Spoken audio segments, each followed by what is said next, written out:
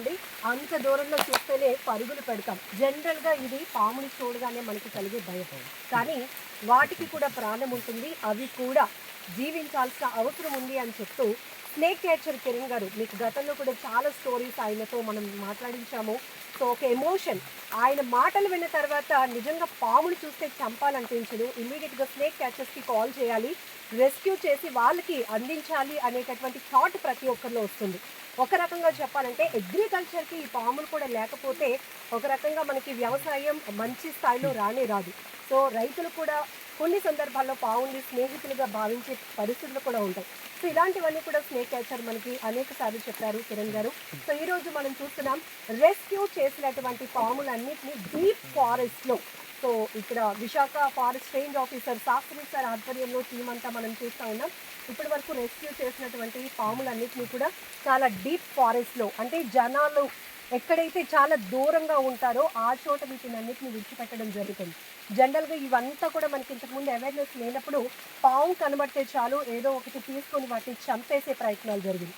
ఇప్పుడు ఇలాంటి snake catchers కావచ్చు, ఫారెస్ట్ ఆఫీసర్స్ వీళ్ళంతా కూడా మనకి జంతు వాటి యొక్క ఇంపార్టెన్స్ చెప్పిన తర్వాత ప్రతి ఒక్కరిలో అవేర్నెస్ కూడా పెరిగింది.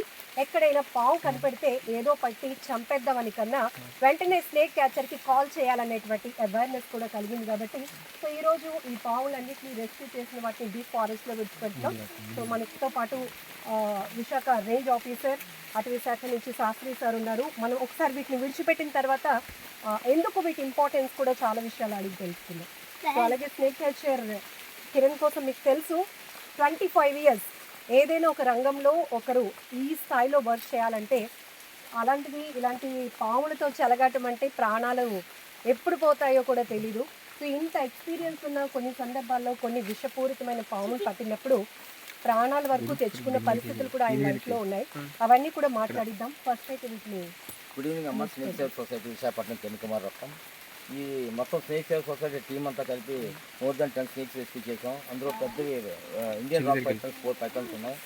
ఈ సొసైటీ టీం అంతా కలిపి రెస్క్యూ చేసి అంటే సార్కి ఇమీడియట్ ఇన్ఫార్మ్ చేస్తే ఈరోజు తీసుకొని రమ్మన్నారు. ఆయన ప్రజెన్స్ మీరు రీచ్ చేయాలి.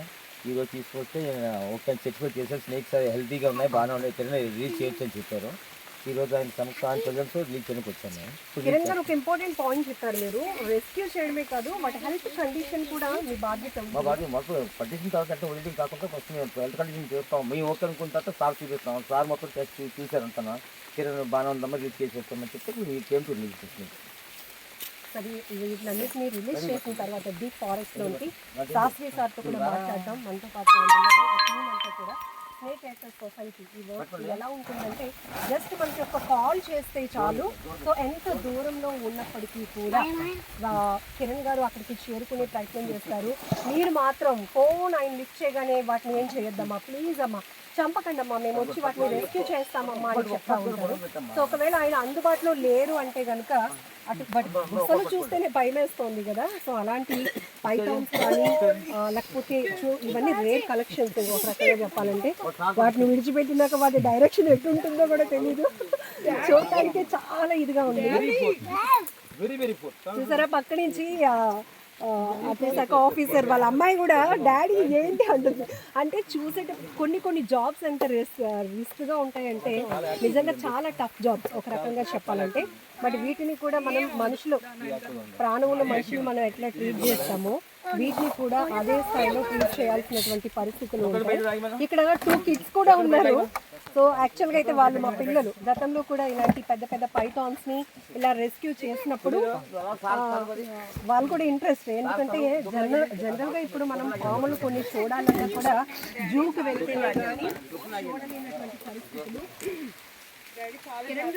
అదేదో రిలీజ్ చేస్తుంది వాటర్ లాగా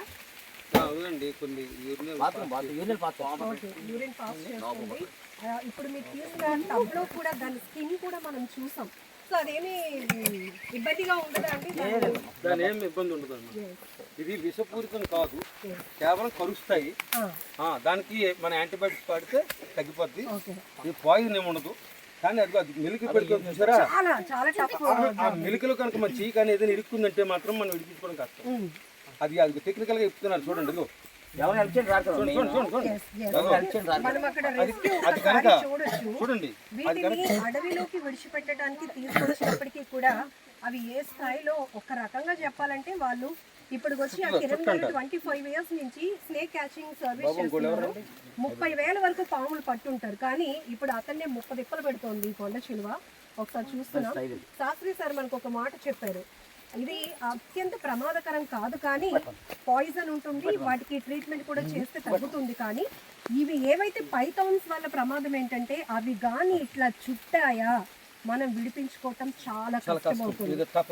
శాస్త్రి సార్ దగ్గరికి వెళ్దాం, చాలా విషయాలు మాట్లాడుకుంటున్నాం. ఒక్కసారి కొన్ని గ్యాప్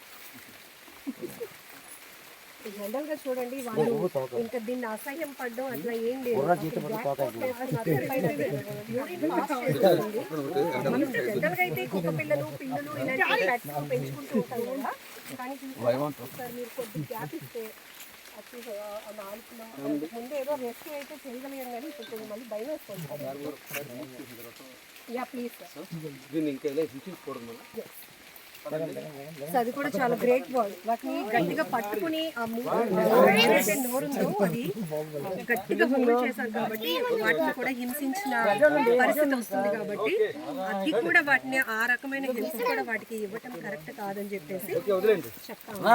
వీడియో తీసుకున్నాను వదిలేండి ఏదమ్మా సార్